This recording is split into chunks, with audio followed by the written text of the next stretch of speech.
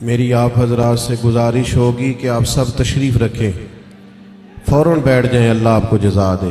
ये कैमरों वाले भी बैठ जाएं जी, आप भी तशरीफ़ रखें, सिक्योरिटी के दोस्त, अल्लाह आपको जज़ाए खैर दे। भाईजान आप भी बैठ जाएं, अल्लाह आपको बरकत दे, तशरीफ़ रखें। आप सब, आपसे अर्ज़ किया था बैठने का, और ये मोबाइल भी अगर आप नीचे कर लेंगे तो जो आपके पीछे बैठा है उसे तकलीफ नहीं होगी। थोड़ा नीचे कर लें सिर्फ मोबाइल को, दुरूद शरीफ पढ़ लें बुलंद आवाज से। अस्सलातु वस्सलामु अलैका या रसूल अल्लाह व अला आलिका व अस्हाबिका या हबीब अल्लाह। हम्दो सलात के बाद अल्हम्दुलिल्लाह आज इस खूबसूरत महफिल पाक में एक बड़ी तादाद में मैं देख रहा हूँ उलमा भी और दीगर दीनी और रूहानी शख्सियात भी जलवा फिराज हैं। अल्लाह ताला हमारी इस हाज़री को अपनी बारगाह में कबूलियत का शर्फ अता फ़रमाए और इस महफिल पाक को अकायद की पुख्तगी, आमाल की दुरुस्तगी और हमारे गुनाहों की माफ़ी का सबब बनाए। इस्तक़बाल रमज़ान मुबारक के ताल्लुक़ से आज की इस बज़्म नूर का इनेकाद है। अल्लाह ताला ने कुरान मजीद के अंदर इरशाद फरमाया कि शहरु रमज़ान अल्लज़ी उन्ज़िला फ़ीहिल कुरान, फरमाया रमज़ान का वो बाबरकत महीना है जिसमें हमने कुरान मजीद नाजिल फरमाया है। मेरी बड़ी आपसे मुअद्दबाना अर्ज़ है कि ज़ाहिर है मस्जिद का बहुत एहतराम है। ये दोस्त जो ठीक करा रहे हैं ना सबको, ये कभी छोड़ देना सारा काम, इत्मीनान से बैठे जी, माशाल्लाह अल्लाह का घर है, प्यार से बैठे सारे। आप सब इत्मीनान से बस अपनी अपनी जगह, कोई किसी को अगर दुरुस्त करना भी छोड़ दें तो आपका अल्लाह ताला आपको सिला अता फरमाए। अल्लाह के घर का एहतराम ज़्यादा है, पीर मौलवी तो आते जाते ही रहते हैं। तो आप अगर थोड़ा खामोशी इख्तियार करेंगे तो मैं बात कर सकूंगा। अल्लाह करीम आपको बेहतरीन सिला अता फरमाए। मेरा ख्याल है इस माहौल को देखकर बहुत सारे दोस्तों का ये वाला शिकवा तो मुझसे उठ जाना चाहिए कि मैं बहुत सारी जगहों पे क्यों हाजिर नहीं हो पाता। अब दोस्तों को जब हमारी वजह से तकलीफ़ होगी, जिस तरह लोग आजमाइश में बैठे हैं, तो जाहिर है उसका असर होता है तबीयत पे। हम बड़े छोटे लोग हैं, अल्लाह ताला हमारी ख़ताओं से दरगुजर फरमाए। आप इत्मीनान से मस्जिद के बहुत ज़्यादा एहतराम को, अल्लाह के घर के बहुत ज़्यादा अदब को मलहूज़ खातर रखें। और वीडियो इतनी ज़रूरी थी तो मुझे बताते, मैं सिर्फ वीडियो भेजता। मेरा तो ख्याल था कि मुझे आपसे गुफ्तगू करनी है। अल्लाह ताला आपको बहुत सी बेहतरीन बरकतों से माला माल फरमाए। अल्लाह ताला कोई ऐसी बात मुझसे हो जाए जो दुरुस्त नहीं है तो अल्लाह ताला मेरी इस्लाह भी करे और मुझे मुआफ़ भी फरमाए। दो चार बातें अर्ज़ करनी है, आप लोग मोहब्बत से, खामोशी से अगर समात फरमाएं। मुझे अंदाज़ा है कि लोग ज़्यादा हैं तो उनको दिक्कत हो रही है बैठने में और आजमाइश में है, लेकिन बहरहाल आप जब जितनी मोहब्बत से बैठेंगे उसका ज़्यादा अजर मिलेगा आपको। तो रमज़ान शरीफ के ताल्लुक़ से चंद एक गुजारिशात आपकी खिदमत में अर्ज़ करनी है। अल्लाह करीम ने इरशाद फरमाया कि रमज़ान वो बाबरकत वाला महीना है जिसमें हमने कुरान मजीद नाजिल फरमाया है। मैं यहाँ आया तो यहाँ मेरे लिए खैर के जुमले कहे गए, अच्छे लफ्ज़ों से मेरा इस्तकबाल किया गया। तो जाहिर है जो यहाँ दोस्त बात कर रहे थे वो मोतबर आदमी थे, अच्छे आदमी होंगे। तो आप यकीनन ये कहते होंगे कि हमारे मौलाना ने जिसके लिए ऐलान जुम्मे में किया है और कितने सारे लोग जिसको सुनने के लिए आए हैं, शायद बड़ा आदमी हो। कोई किसी के लिए जब इस्तकबालिया कहता है, अच्छे जुमले कहता है, तो उस बंदे का अपना कद कितना बड़ा होता है, लोग आने वाली शख्सियत को भी इसी में तोलते हैं। और जनाब हमारे उस्ताद कह रहे थे कि फलां आदमी की बात सुननी है, वो हमारे फलां बुजुर्ग ने फरमाया कि फलां की बात सुननी है। उससे बहुत अच्छे, बहुत गहरे, बहुत मुअस्सर असरात पैदा होते हैं। यानी एक नकीब महफिल उठकर ऐलान करें तो भी बड़ी बात है, लेकिन अगर वहाँ कोई आलिम बैठे हों, वो माइक ले लेके मैं दावत देता हूँ फलां आदमी को, उसका और गहरा और उम्दा और ज़्यादा असर होगा। मिसाल दी है, बात समझ में आ जाए। रमज़ान शरीफ वो बरकत वाला महीना है जिसके आने से कबल खुद रसूल करीम अलैहिस्सलाम ने खुतबा इरशाद फरमाया है। बुखारी में, मुस्लिम में, मिशकात में हज़रत सलमान फ़ारसी रदी अल्लाह तआला अन्हु की रवायत मौजूद है। फरमाते हैं नबी करीम अलैहिस्सलाम ने शाबान के आखिरी दिन और रमज़ान से एक दिन कबल हमें बाकायदा खुतबा दिया, बाकायदा। और करीम महबूब अलैहिस्सलाम ने हमें रमज़ान अल मुबारक के फ़ज़ाइल सुनाए। अगर हम सिर्फ इसी बात को पेश नज़र रखें ना कि रमज़ान वो मुक़द्दस महीना है जिसके आने से कबल महबूब खुतबा इस्तक़बालिया इरशाद फरमाते हैं, हुजूर फ़ज़ाइल बयान करते हैं, जहन साजी करते हैं, लोगों को तैयार करते हैं कि रमज़ान शरीफ आ रहा है। और अल्लाह के हबीब अलैहिस्सलाम ने उस खुतबे में इरशाद फरमाया, लोगों तुम पर एक बरकत वाला महीना साया फिगन होने वाला है। और वो महीना ऐसा सआदत वाला है, ऐसा बरकत वाला है कि फरमाए उसमें तुम अगर नफल पढ़ोगे तो अल्लाह फ़र्ज के बराबर अजर अता फरमाएगा, और अगर तुम उसके अंदर फ़र्ज अदा करोगे तो अल्लाह 70 गुना तुम्हें अजर अता फरमाएगा। अब बात को समझें, रखते उतनी हैं फर्जों की, लेकिन उसका सवाब बढ़ गया है। औकात वही है नमाज के, लेकिन उनका सवाब बढ़ गया है। उसके लिए जो ज़रूरियात हैं, जो शराइत हैं, जो फ़राइज़ हैं, जो वाजिबात हैं, जो सुनन है, वो उतनी है, लेकिन उसका अजर बढ़ गया है। क्यों? इसलिए कि रमज़ान अल मुबारक में अल्लाह ताला अपने बंदों पर रहमत बहुत फरमाता है। अल्लाह की रिज़ा है, उसका फ़ज़ल है। ज़ालिका फ़ज़लुल्लाह युतीही मन यशा। और अल्लाह जिसे चाहे अपना फ़ज़ल अता करे। महज अल्लाह का फ़ज़ल है कि उसने नवाफिल का सवाब फ़राइज़ के मुताबिक बराबर कर दिया और फ़राइज़ 70 गुना बढ़ा दिए। अब समझने की बात है, समझने की, कि किसी शख्स को किसी चीज़ पर ज़्यादा नफ़ा मिल रहा हो तो वो तवज्जो करता है, वो फिर बाकी कामों पर वक्त नहीं लगाता। वो कहता है चूंकि मुझे अब इस काम में ज़्यादा, आप 3, 4, 5 बिजनेस करते हो तो जो बिजनेस आपको ज़्यादा नफ़ा दे रहा हो, जो ज़्यादा मुनाफा बख्श हो, आप उसको ज़्यादा वक़्त देते हैं, और जिसमें ज़रा कम आमदन हो आप कहते हैं यार ये सानवी हैसियत का काम है। उसको क्या करते हैं लोग, दूसरे या तीसरे दर्जे पे रखते हैं, नफ़ा बख्श काम नहीं छोड़ते, खुद जाके उस कारोबार पे बैठते हैं जिसका नफ़ा ज़्यादा हो।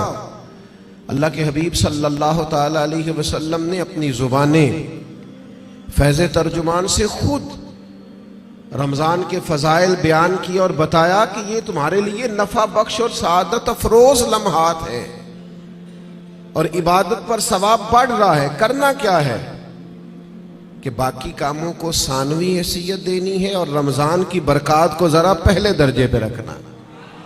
हमारे यहाँ ये होता है कि सारे काम ही रमज़ान में होते हैं। कपड़े भी रमज़ान में ख़रीद लें, दर्जी के पास भी रमज़ान में जाना है, जूते खरीदने भी रमज़ानों में जाना है। सहाबा किराम अलैहिम रिदवान अल्लाह के हबीब अलैहिस्सलाम के मिजाज को बखूबी जानते थे।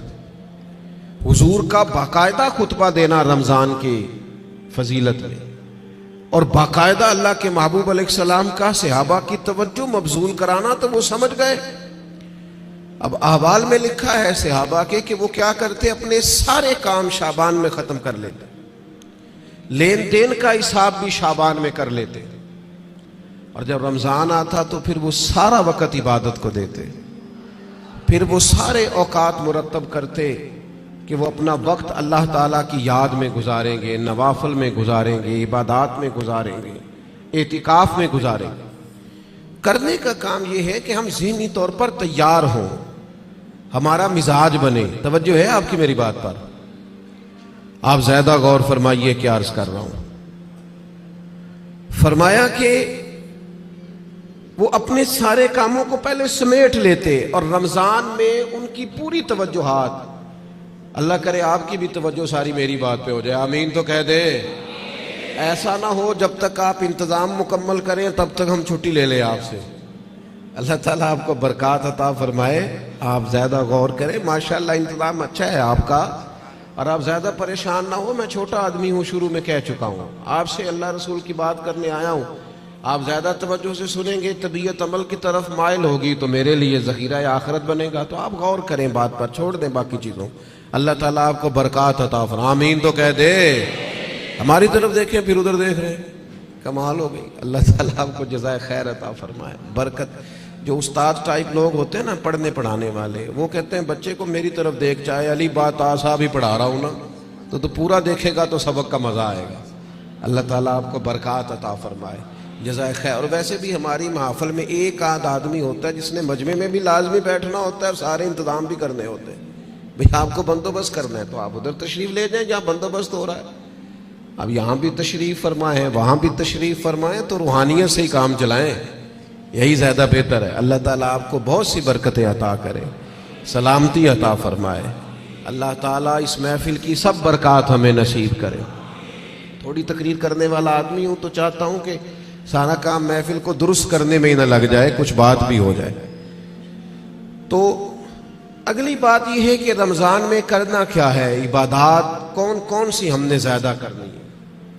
सबसे पहले तो ये समझ लें कि रोज़ादार का सारा वक्त ही इबादत में है। उसे कहा गया है कि रोज़ा तेरे लिए ढाल है। रोज़ा रखना भी है, रखने के भी फ़ज़ाइल है।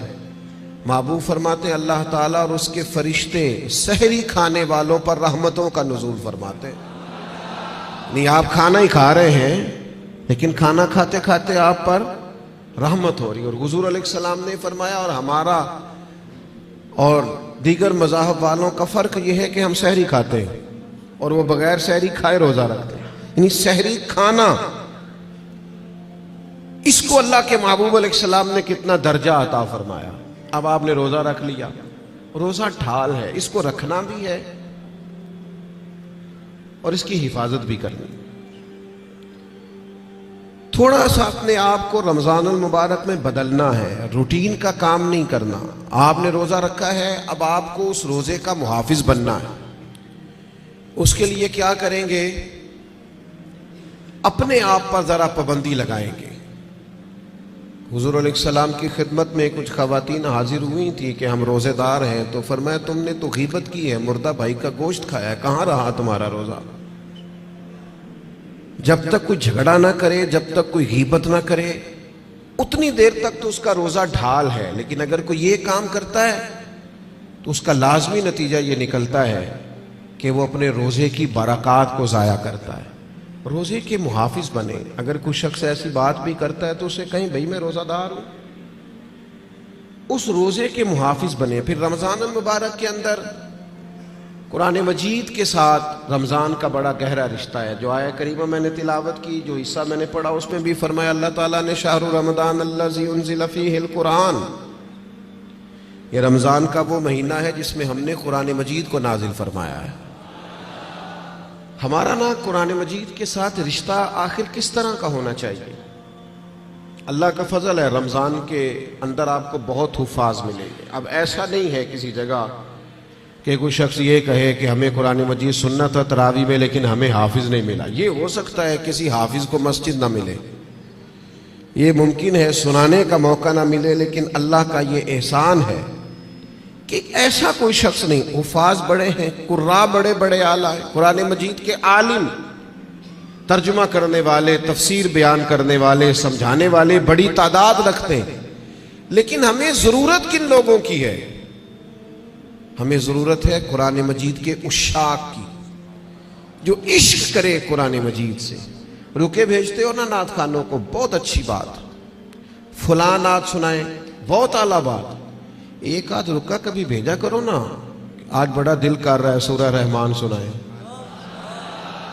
एक आध रुका रवाना करो ना स्टेज की जानिब। कभी जब कारी साहब तिलावत कर रहे हो तो उन्हें कहा बहुत दिल कर रहा है आज आज आप ना हमारे सामने सूरतुल हुजरात की तिलावत करें, ये रुके भी तो होने चाहिए ना। नबी करीम अलैहिस्सलाम की खिदमत में अर्ज किया गया, या रसूलल्लाह ये फलां शख्स है नमाज में सूरह इखलास बहुत कसरत से पढ़ते हैं। तो महबूब ने बुला के पूछा, आपको और सूरतें नहीं आती? उन्होंने कहा हुजूर आती हैं, पर सूरह इखलास में अल्लाह की शानों का बयान है, मुझे प्यारी बड़ी लगती। तो करीम ने फरमाया, तुम इससे मोहब्बत करते हो, उम्मीद है जन्नत में भी तुम्हें साथ ले जाएगा। किसी एक सूरत से भी तो प्यार करे ना भाई। वो जो सूरह मुल्क पढ़ते थे और फिर कब्र से भी उनके सूरह मुल्क पढ़ने की आवाज ही आ रही, तो ये वाला प्यार भी तो करें ना आप कुरान मजीद के साथ, दिलचस्पियां हो, ज़ौक़। इमाम शाफ़ी रहमतुल्लाह अलैह फरमाते हैं,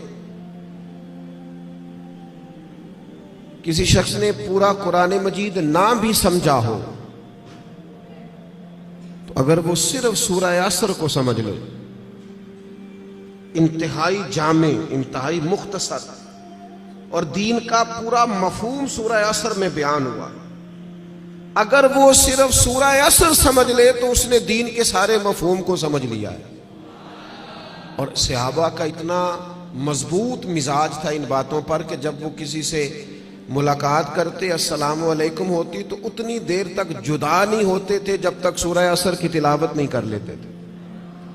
हमें कुरान मजीद से इश्क करना चाहिए। कह रहे होते हैं हमारे नकीब साहब भी और नात खान साहब भी, सारा कुरान मजीद ही हुजूर की तारीफ है, सारा कुरान पाक की नबी करीम की नात है। तो भाई अगर सारा कुरान मजीद हुजूर की नात है तो चंद आयात पढ़ दें आप, फिर मेहरबानी करें, फिर आप सुना दें। सुना फिर भी आप अशार ही रहे हैं, और वो भी ऐसे लोगों के जिनका पता ही नहीं है कि उनको शेर कहना भी आता है कि नहीं। कुरान मजीद से दिलचस्पी पैदा करें। हजरत अबू मूसा अशअरी रज़ी अल्लाह ताला अन्हु खूबसूरत कुरान मजीद पढ़ते थे, तो हजरत उमर उन्हें बुला के फरमाया करते थे, अबू मूसा जरा मुझे मेरे रब की याद तो दिलाना। तो वो इशारा समझ जाते और फौरन कुरान मजीद की तिलावत शुरू करते। कुरान पाक से प्यार करें। ये रमजान का कुरान से खास रिश्ता है। मुझे नहीं पता आप बड़े शहर में रहते हैं, मेरा तो एक छोटे से इलाके से ताल्लुक है।